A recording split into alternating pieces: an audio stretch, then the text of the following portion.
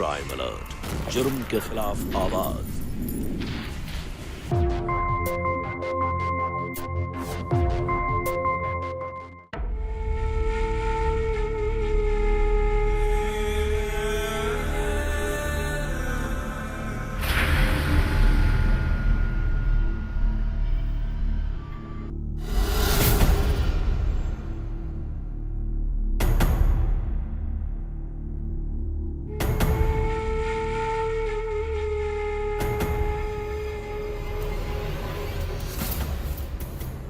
Night mode वाला camera लेना चाहिए था। आजकल कोई लाइट चालू रख के रोमांस करता ही नहीं है। से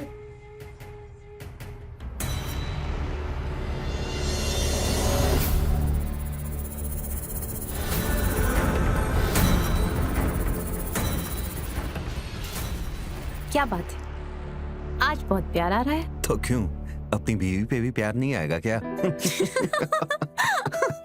अरे बस करो। क्यों बस करूं? खुद ही हो रही है। अपनी बीवी से तो प्यार कर लूं। अच्छा रुको,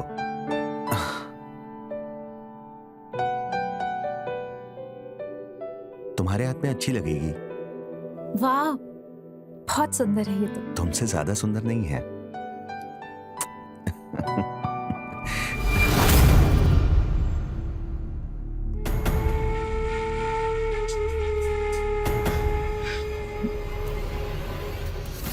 बस बस बस, अब लाइट मत बंद करना मेरे प्यारे बच्चे।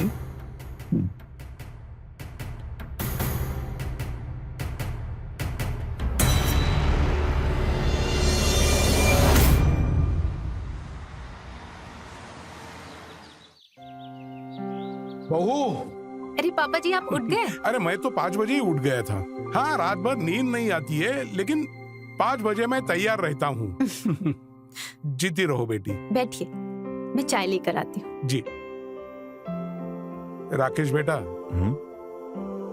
आज का पेपर पढ़ा तूने? नहीं, अभी नहीं पढ़ा हूँ। अखबार पढ़ने की आदत डालो अब। इस देश में क्या हो रहा है, क्या चल रहा है, सब पता चलता है इसमें। जी बिल्कुल। ये लीजिए पापा जी आपकी चाय।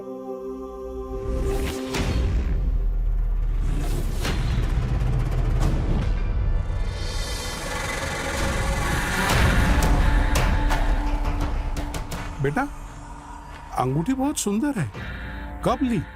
वो पापा, मैंने कल उसे गिफ्ट की। ओह अच्छा, बहुत प्यारी अंगूठी है। हाँ, और तुम्हारे हाथों में सज भी रही है। थैंक यू पापा जी। ओह, सोनू आ गया, मैं चलता हूँ। अरे पापा, वो मैं नाश्ता ऑफिस में कर लूंगा। अरे मैं लेट हो जाऊंगा। अरे ये फोन तो यहीं भूल गए। पापा जी, मैं अभी फोन देकर आती हूँ। हाँ। कैसा है? अरे सुनिए, ये आपका फोन भूल गए आप। Oh thank you. कितना ख्याल रखती हो तुम मेरा। चलो हाँ, ख्याल रखना। Bye bye. बाय। हाँ बाय मनसा। Bye bye.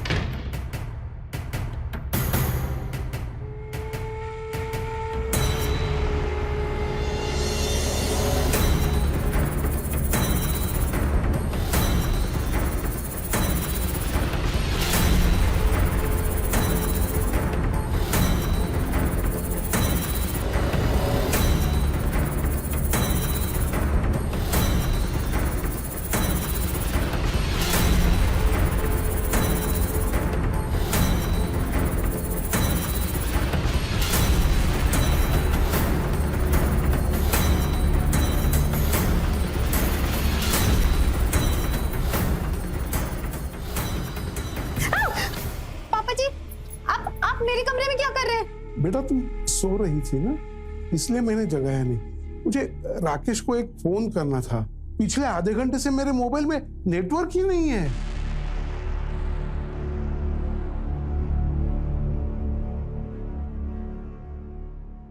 ये लीजिए। हेलो राकेश, अरे वो स्प्रे होता है ना, वो कमर दर्द पे लगाने वाला, वो ऑफिस से आते टाइम लेके आना। हाँ, थैंक यू। बस इतनी सी बात करनी थी। हाँ बस, तुम सो जाओ। हाँ, मैं चलता हूँ।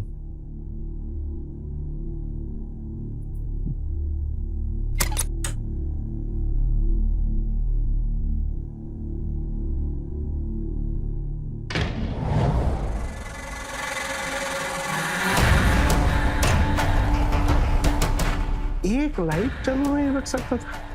हाँ, मर जाता था। पता नहीं किस पर गया है। अरे मंशा, मेरा टिफिन रेडी हो गया? हाँ हाँ, ये लो रेडी है। अरे आज पापा ने नाश्ता क्यों नहीं किया? नाराज तो नहीं है? नहीं नहीं, ऐसी कोई बात नहीं है। मैंने पूछा था तो कहा मॉर्निंग में वॉक के लिए गए थे तो वहां कुछ खा लिया। अच्छा ठीक है, चलो फिर। हाँ हाँ, बाय बाय।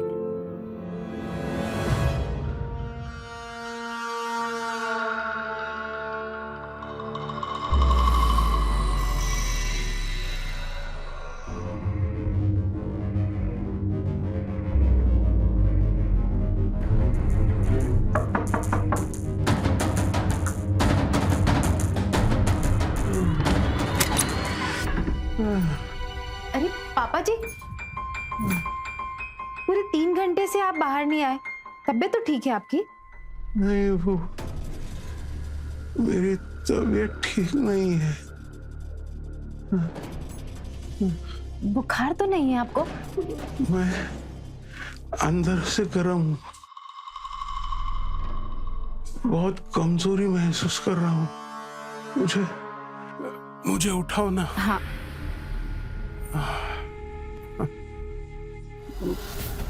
Thank you. मैं आपके लिए पानी लेकर आती हूँ। हाँ, रुको, उधर है पानी। अच्छा।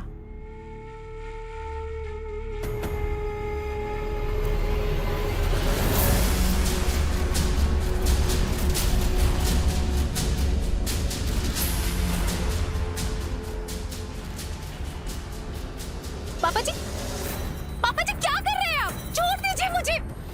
छोड़िए, हटिए। छोड़ दीजिए मुझे, हटिए प्लीज, हटिए।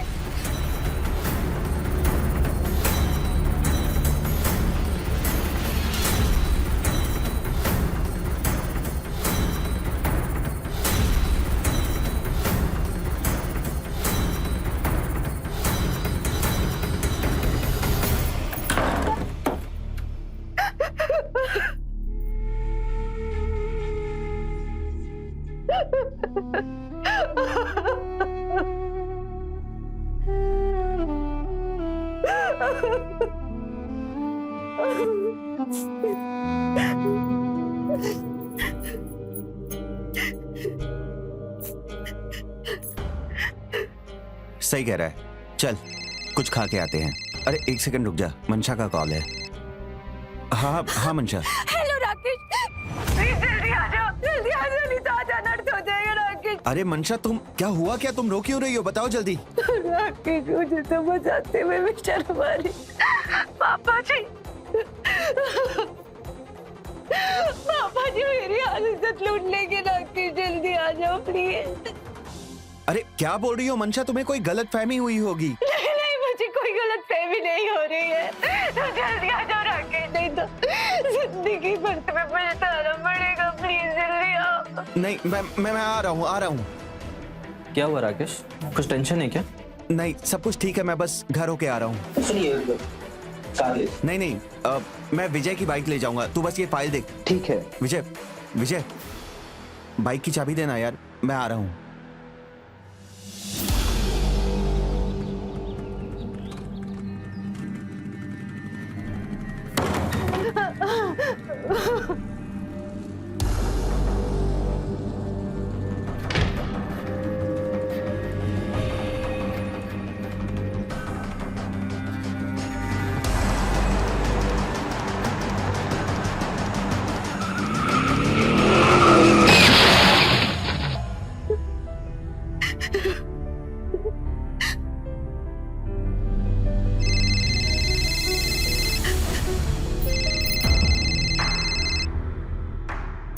राकेश, तुम अभी तक आए क्यों नहीं?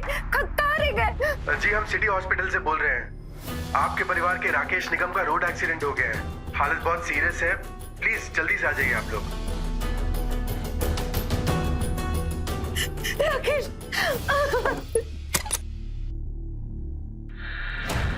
क्या चल रहा है? हाँ, क्या समझ रखा है? चुआबिल्ली का खेल चल रही है। शर्म से मर जा तू जाके। इस बेटे की बेबी की इज्जत पे हाथ डाल रहा है ना। आज वो बेटा अस्पताल में जिंदगी और मौत की लड़ाई लड़ रहा है। अस्पताल में पड़ा है वो। छोड़ मेरा हाथ। किसी भी इंसान पर निगरानी रखना, उसके निजी पलों को देखना अपने आप में एक संगीन अपराध है। लेकिन यह मामला तब और ज्यादा संगीन हो जाता है जब यह हरकत परिवार का कोई बुजुर्ग सदस्य कर रहा हो।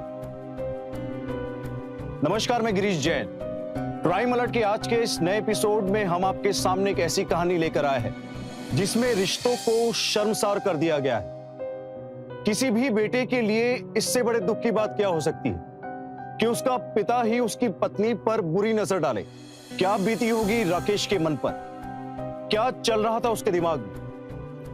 दोस्तों, कई बार इंसान तनाव में आकर अपने आप पर से अपना नियंत्रण खो बैठता है और कुछ ऐसा ही हो रहा था मनसा के ससुर ब्रिज के साथ। लेकिन क्या वो नजरें मिला पाएगा अपने बेटे राकेश से जब वो होगा उससे रूबरू?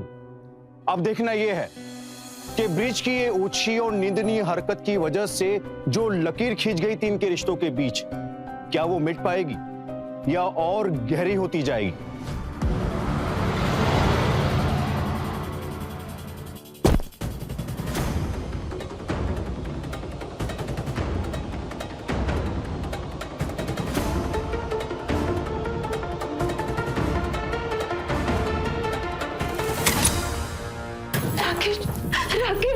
राकेश आंखें खोलिए। राकेश, ये क्या हो गया तुम्हें? देखिए मैडम, ये आईसीयू है। पेशेंट को इस तरीके से परेशान मत कीजिए।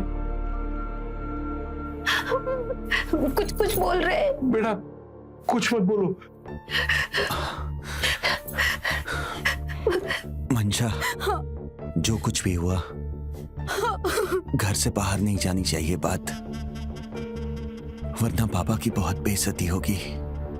देखो राकेश, इन सब बारे में हम बाद में बात करेंगे। आप मुझसे भी जल्दी से ठीक हो जाइए। वादा करो, ये जो भी गलतफहमी थी ये बात घर से बाहर नहीं जाएगी। पापा। हाँ बेटा। ये गलतफहमी थी, जो कुछ भी हुआ ये दोबारा नहीं होना चाहिए। इन्होंने जो किया उसका तुम्हें अंदाजा भी नहीं है। आप ठीक हो जाइए, फिर हम बात करेंगे इस बारे में। डॉक्टर देखिए ना, डॉक्टर जल्दी देखिए।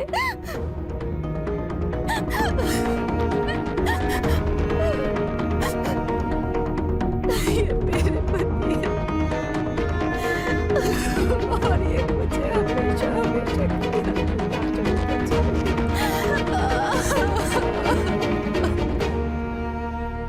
I'm sorry. He's no more.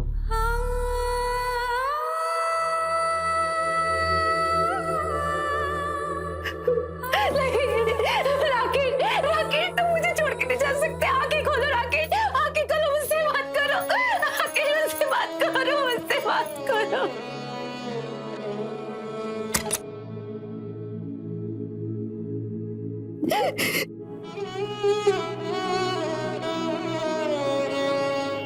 मनसा, तुम यहाँ? इन्हें मैं ही अस्पताल लेकर आया हूँ। ये तुम्हारे? ये मेरे पति है और ये मुझे हमेशा हमेशा के लिए अकेले छोड़कर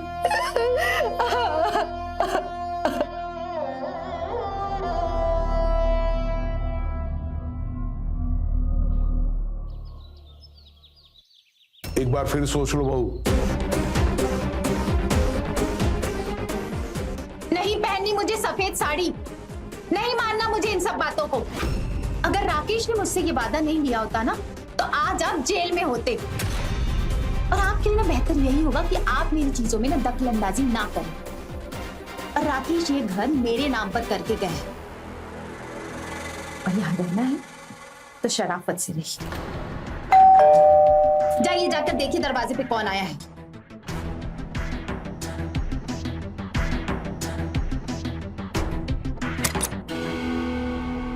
नमस्ते अंकल। नमस्ते बेटा। राकेश को अस्पताल तुम ही लेके गए थे ना? जी हाँ कुछ काम था? यहाँ का पता कैसे मिला तुम्हें? अंकल, वो मैं और मनसा एक साथ कॉलेज में पढ़ते थे और कई सालों से हमारी बात नहीं हुई और इस दुखद इत्तेफाक से हमारी मुलाकात हो गई, तो मैंने सोचा कि मैं मनसा से मिल लूं। ठीक है, अंदर। जी।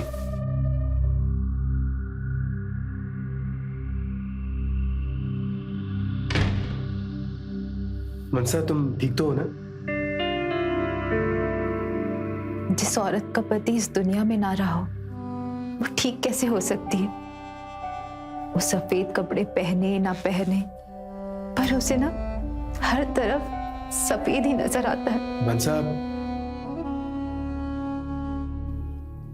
वो क्या मैं तुमसे अकेले में बात कर सकता हूँ?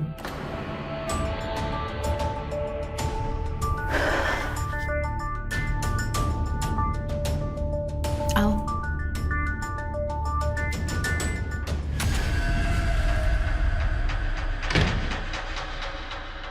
इतने साल हो गए पंकज, शादी तो हो गई होगी तुम्हारी? नहीं, किसी से कर ही नहीं पाया।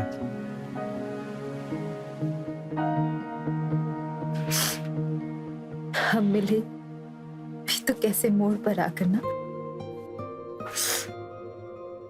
आई एम सॉरी मनसा, जिंदगी की जद्दोजहद में ऐसा फंस गया कि अपने सारे वादे भूल गया और इस बात का ना मुझे हमेशा अफसोस रहेगा।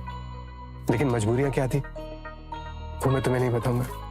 कोई बात नहीं पंकज, जिंदगी में एक ही बार प्यार होता है और वो मैंने तुमसे किया था और फिर तुम चले गए मुझे छोड़कर। और उसके बाद मेरी शादी राकेश के साथ हो गई। राकेश बहुत अच्छे थे, मुझे बहुत प्यार करते थे, वो भी मुझे छोड़ के चले गए। मनसा, तुम परेशान मत हो। कैसी किस्मत है ना मेरी, कभी भी कहीं भी कोई खुशी रास नहीं आती मुझे। क्यों मेरी जिंदगी में सिर्फ रोना और तड़पना ही लिखा है। मनसा, सब ठीक हो जाएगा। सब ठीक हो जाएगा मनसा। कम है, कम है। कंपनी ने बहुत बड़ा एहसान किया है हम सब पर, सबका एक्सीडेंटल इंश्योरेंस कराकर। राकेश की वाइफ को ये 50 लाख रुपए मिल जाएंगे तो उसकी जिंदगी आराम से कट जाएगी।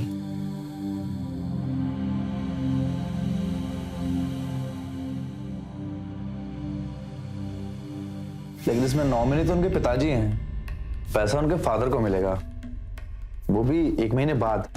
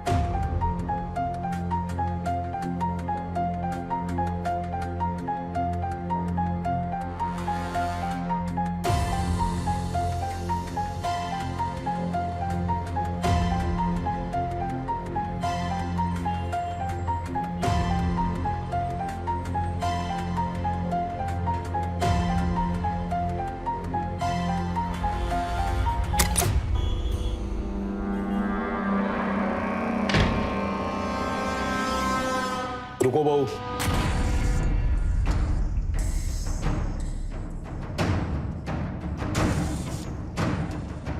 मुझे तुमसे बात करनी है।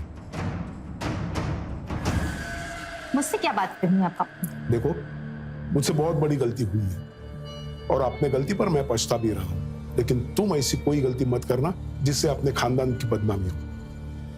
तुम इस घर की बहू हो। वो लड़का पंकज सिर्फ दोस्त है मेरा, उससे ज्यादा कुछ नहीं। और आगे से मुझ पर पाबंदी लगाने की कोशिश मत करना। अगर राकेश ने ना मरते वक्त मुझसे वादा नहीं लिया होता तो आज आप जेल में होते। और आगे से मुझसे कोई भी सवाल मत कीजिएगा, समझे आप? बहू, यहाँ क्या कर रहे हैं आप?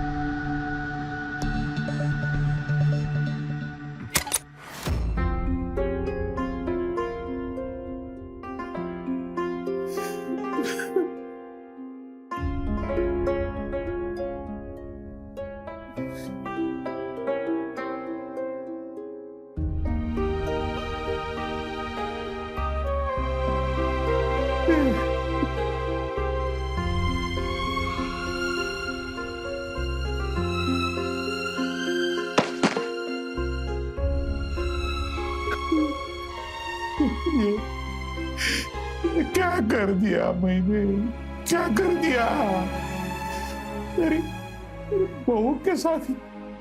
इसी कारण मेरा बेटा आज इस दुनिया में नहीं रहा। ये इतना कैसे गिर गया, मैं कैसे गिर गया? क्या किया मैंने? नहीं।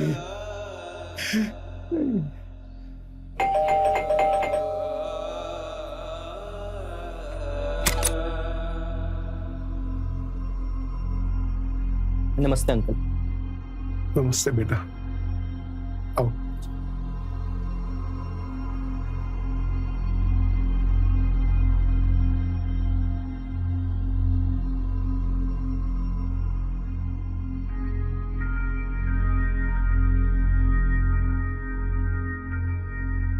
अंकल जी आप ठीक तो है ना? हाँ बेटा, बताओ कैसे आना होगा? अंकल कंपनी ने राकेश को 50 लाख का इंश्योरेंस दिया है और राकेश ने आपको नॉमिनी बनाया था, तो ये 50 लाख रुपए आपको मिलेंगे। जी, लेकिन उसके लिए मुझे क्या करना होगा? अंकल आपको कुछ नहीं करना है, बस साइन करना है। ये 50 लाख रुपए आपके अकाउंट में आ जाएंगे।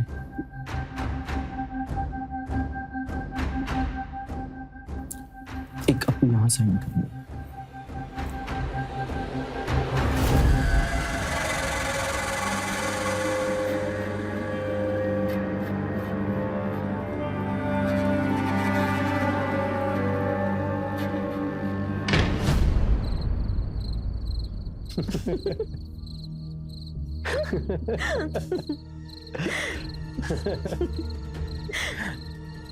जिंदगी अकेले काटना अच्छी बात नहीं है।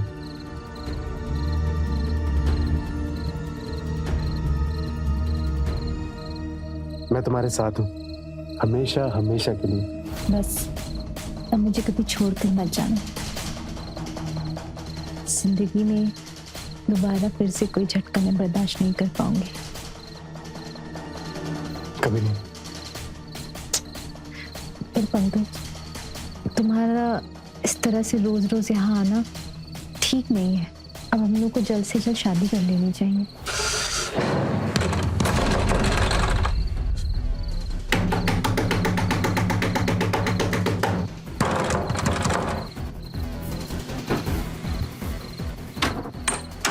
क्या प्रॉब्लम है आपकी?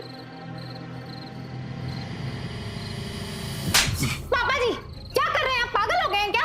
अब मैं नहीं, तुम हो गई हो। मेरी एक गलती की वजह से मेरी जिंदगी नासूर बना दी है तूने। और तुम्हें कोई और लड़की नहीं मिली? ये मेरी बहू है, मेरे घर की इज्जत है ये। पापा जी छोड़िए उसे, छोड़िए। वही इज्जत था जिसे आप लूटना चाहते थे। हो गई थी मुझसे गलती, लेकिन मेरी एक गलती की वजह से इस घर में गलत काम होते हुए नहीं देख सकता मैं। और तुम अगर वापस इस घर में दिखे ना, तो मैं तुम दोनों को घर से बाहर निकाल दूंगा।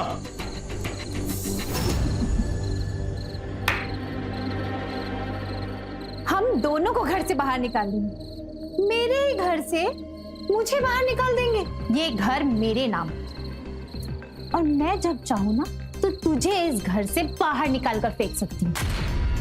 और हाँ, मैं चाहूं तो तुझे जेल में चक्के पे पिसवा सकती हूँ, समझे?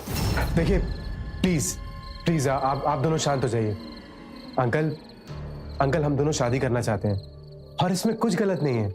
गलत है, सब कुछ गलत है। मैं चलता हूँ अभी। हम आराम से इस बारे में बात करेंगे।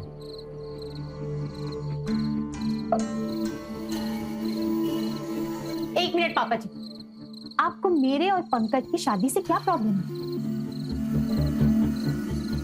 नहीं बेटा, मुझे तुम्हारे और पंकज की शादी से कोई एतराज नहीं है, लेकिन मेरी एक गलती की इतनी बड़ी सजा मत दो मुझे। मैंने पहले ही अपना बेटा खोया है। 6 महीने नहीं हुए हैं राकेश गए, और तुम अपने कॉलेज के प्रेमी के साथ शादी करना चाहती हो। लोग थूकेंगे हमारे परिवार पर, हमारे मुंह पर।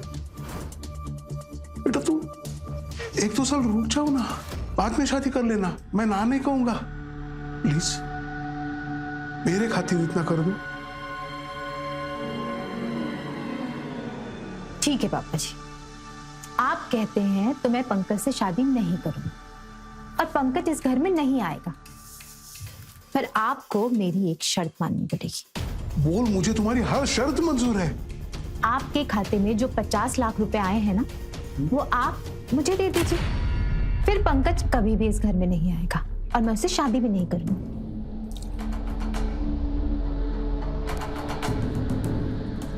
ठीक है, मंजूर है।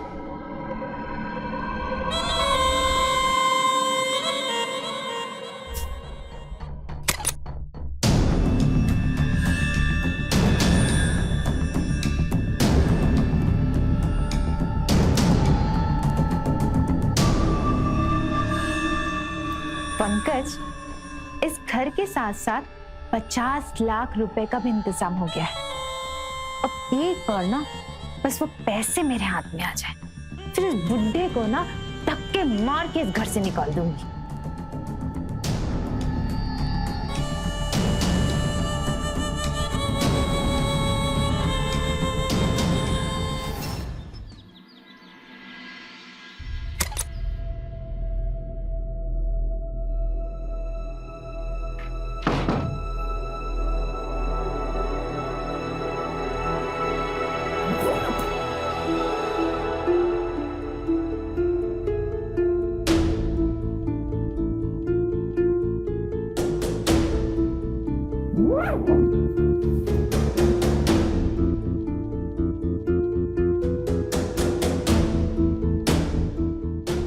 हेलो, तुम्हारे 10 लाख तैयार रखे हैं। लड़की को खत्म करो, पैसा लेके जाओ। हाँ, लेकिन एक बात याद रहे, लड़की की लाश नहीं मिलनी चाहिए।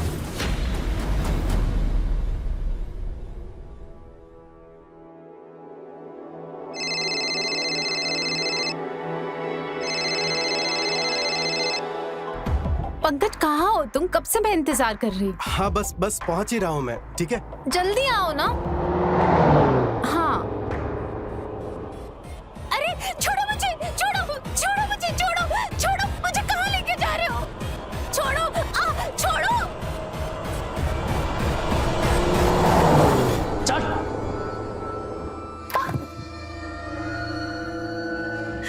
आप लोग कौन है और मुझे क्यों लाया यहाँ पर?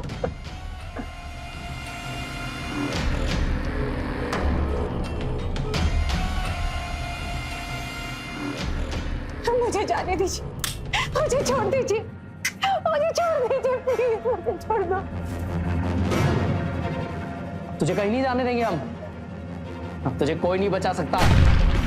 मनसा के साथ अत्याचार हुआ था, लेकिन वो बहुत जल्दी अपनी जिंदगी में आए तूफान से उभर गई। शायद उसके कॉलेज के प्रेमी पंकज का उसकी जिंदगी में आना उसके लिए फायदेमंद साबित हुआ और वो अपनी जिंदगी में फिर से प्यार तलाशने लगी। लेकिन उसके लालच ने उसके ऊपर भी सवाल खड़े कर दिए। अगर ब्रिज गलत था तो मनसा भी सही नहीं थी। दोस्तों, इंसान गलतियों का पुतला होता है, लेकिन समझदार इंसान वही होता है जो समय के साथ अपने आप में बदलाव लाए, अपनी गलतियों को सुधार ले और सच और अच्छाई की राह पर चले। और ब्रिज को देखकर भी ऐसा ही लगने लगा था, लेकिन अब वो फिर से गलत राह पर निकल पड़ा था। उसने मनसा को मरवाने का फैसला कर लिया था, पर अब देखना यह है कि ब्रिज का यह गलत फैसला देगा किस अनहोनी को अंजाम। इंस्पेक्टर साहब, मेरा बेटा अब नहीं रहा और कुछ दिन से मेरी बहू का भी कोई पता नहीं है। आप कुछ करते क्यों नहीं है? क्यों नहीं ढूंढते हैं उसे? देखिए, उसका मोबाइल हमें शुक्लापुर के पास मिला है। आखिरी बार वो वहीं थी। हम लोग तलाश में लगे हुए हैं। जल्द से जल्द कोई ना कोई सुराग मिल ही जाएगा। अब उसे ढूंढ निकालिए। मुझे मेरी बहू चाहिए, वो भी जिंदा, बस। सर, वो पंकज, लास्ट कॉल उसने मनसा को करा, बुला लिया उसको यहाँ पर। अब तक आ रहा है वो? सर, अब तक तो आ जाना चाहिए उसको। अरे, मुझे समझ नहीं रहा, आप उसे यहाँ क्यों बुला रहे हैं? पूछताछ करने के लिए बुला रहे हैं। आपकी बहू गायब है। आपकी बहू का फ्रेंड है वो। देखिए, आपके सामने बातचीत हो जाएगी तो ज्यादा अच्छा रहेगा।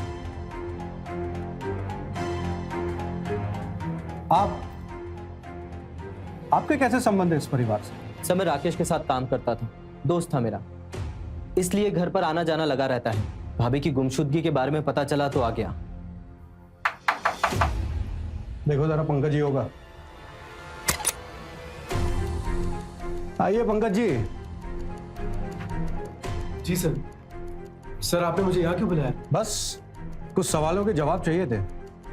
शायद आपको पता होगा, इनकी बहू मनसा सिंह 2 दिन से गायब है। आपकी अच्छी दोस्ती थी ना उनसे। उनके कॉल रिकॉर्ड से पता लगा है कि उसने आपको आखिरी बार कॉल किया था। हाँ सर, मेरी कॉल पे बात हुई थी उससे और मेरी बहुत अच्छी दोस्त थी वो। लेकिन सर, मनसा के गायब होने में मेरा कोई हाथ नहीं है। अच्छा, उस वक्त आप कहाँ थे जब आपने कॉल किया था? सर, ये बात आपने मुझसे फोन पे भी पूछी थी। देखिए, हम अपना काम कर रहे हैं और जल्द से जल्द कुछ ना कुछ पता चल ही जाएगा। फिलहाल तो आप जाइए, और हाँ, शहर छोड़ के अभी मत जाना। चलिए सर, अब हम लोग भी चलते हैं। जैसे ही कुछ इंफॉर्मेशन मिलती है मैं आपको बताता हूँ। थैंक यू इंस्पेक्टर साहब। अंकल जी, क्या हो गए हैं ये सब? अंकल, वो जो इंश्योरेंस के पैसे आने वाले थे वो आ गए आपके अकाउंट में? कैसे हो? हाँ, मुझे मेरी बहू की पड़ी है और तुम पैसों की बात कर रहे हो? जाओ जाओ, तुम यहां से जाओ जाओ। अंकल जी, प्लीज नाराज मत होइए, मैं जाता हूँ। अपना ख्याल रखिए। हाँ। सर,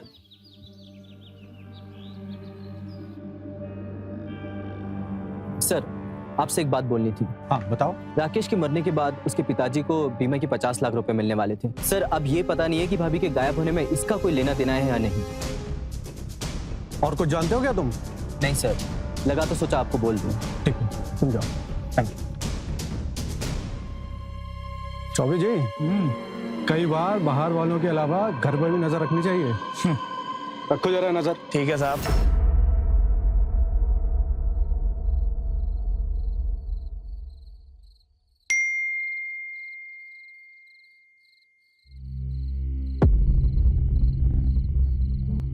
ब्रजमोहन सिंह, अभी तक तुम्हारी बहू की लाश संभाल कर रखे।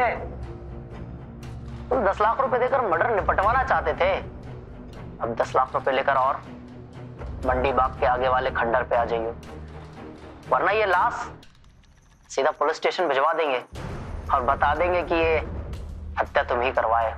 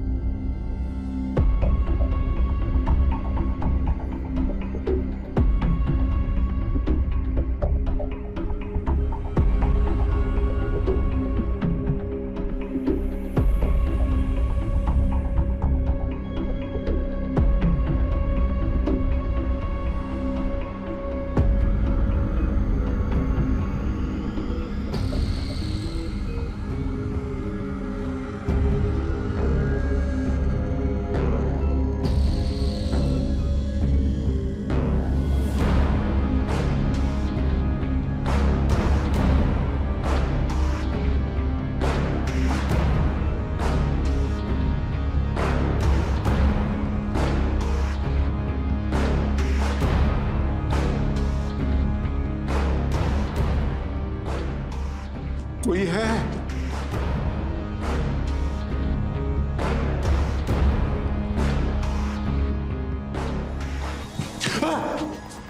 आओ ब्रजमोहन। मनसा की डेड बॉडी कहाँ है?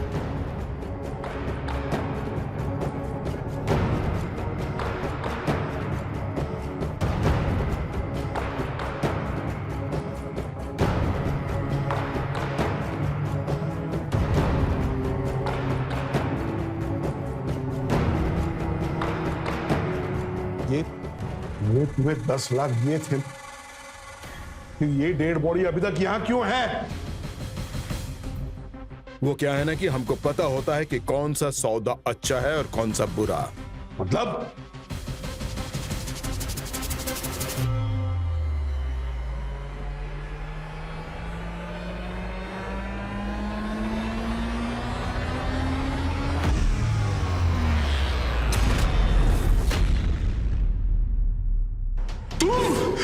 हरिओम हरिओम हरिओम।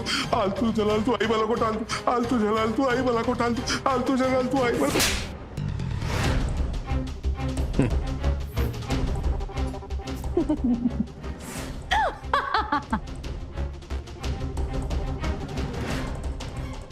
वो क्या है ना, इतनी आसानी से मरने वाली नहीं हूं मैं। जो सौदा करना जानते हैं वो मौत से जिंदगी को भी खरीद लेते हैं। तुमसे बहुत बड़ी गलती हो गई। जिसकी तुम मुझे सुपारी दे रहे थे वो मेरे दोस्त की गर्लफ्रेंड थी। अब सब बता दिया है तो बता ही दो अपने स्वर्गवासी होने वाले ससुर जी को भी। उस दिन पुलिस को मैंने इसलिए कुछ नहीं बताया क्योंकि मनसा जिंदा थी और हमने तुमसे पैसे लेकर तुम्हारा ही गेम बजाने का प्लान बनाया था। जिस दिन बिट्टू ने मनसा को उठाया था। अरे छोड़ दो मुझे, कहाँ लेके जा रहे हो मुझे? आप लोग कौन है? मुझे छोड़ दीजिए प्लीज, मुझे छोड़ दो। तुझे कहीं नहीं जाने देंगे हम। तुझे कोई नहीं बचा सकता। क्या कर रहा हो ये? तो जाओगे शोएब भाई? तुम? इसे तो मैं जानता हूं। पंकज के मोबाइल में मैंने इसकी फोटो देखी थी। माफ करना, बिट्टू ने तुम्हारी सुपारी ली थी तुम्हारे ससुर से। अगर मुझे पता होता कि मेरे दोस्त की होने वाली बीवी की कोई मुझे सुपारी दे रहा है तो मैं उसको वहीं ठोक देता। तो ठोक दो ना, उसकी सुपारी मैं तुम्हें देती हूँ।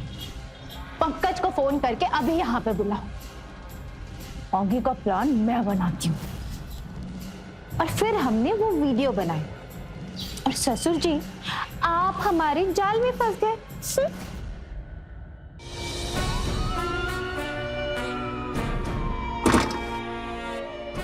सही कार देख रहे हैं, इसका मतलब ये कि अपने खबरी ने बिल्कुल सही खबर दी है। हेलो, हाँ सिंह साहब, अभी ना ब्रिजमोहन घर से निकला है। यही आसपास होगा वो। ये और देख रहे हो? चलो इसके अंदर। जी सर। चलो, अब सुपारी ली है ना तुमने ससुर जी को स्वर्गवासी बनाने की, तो जल्दी से इन्हें स्वर्गवासी बना दो और इनको इनके बेटे के पास पहुंचा दो। और हाँ ससुर जी, ऊपर जाएंगे ना तो ऊपर जाकर अपने बेटे से अपने कौले करतूत की माफी जरूर मांग लेना।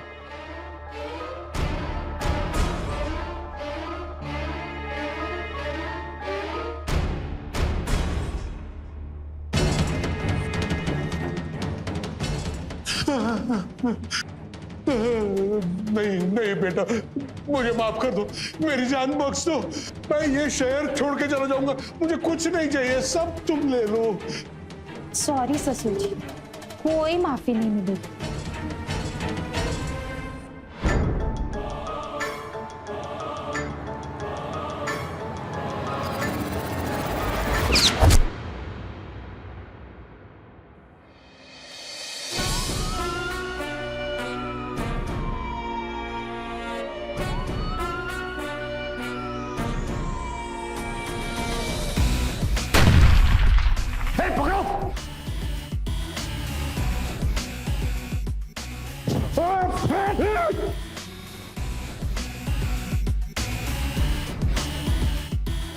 वाह ये तेरा खेल था। हम तेरी फिक्र कर रहे थे, तलाश कर रहे थे, और सारा खेल तेरा ही था। हाँ इंस्पेक्टर साहब, ये खेल मेरा था। ये मुझे मरवाना चाहता था, इसने मेरे नाम की सुपारी दी, पर किस्मत की सुई उल्टी घूमी और मैंने इसके नाम की सुपारी देकर इसे ही मरवा डाला। अब सड़ोगे तुम लोग जेल में, अब पता चलेगा सुपारी सुपारी खेलने का अंजाम। इंस्पेक्टर साहब, मैं 10-15 लाख आपको दे सकती हूँ, ये मामला यही रफा दफा कर सकते हैं। अब एक धारा और लगाऊंगा, पुलिस वाले को रिश्वत देने की धारा। हर कोई बिकाऊ नहीं होता है। चौबे जी साहब, बुलाओ एम्बुलेंस, बॉडी को पोस्टमार्टम के लिए भेजना है और ले चलो उन्हें थाने। चल चल।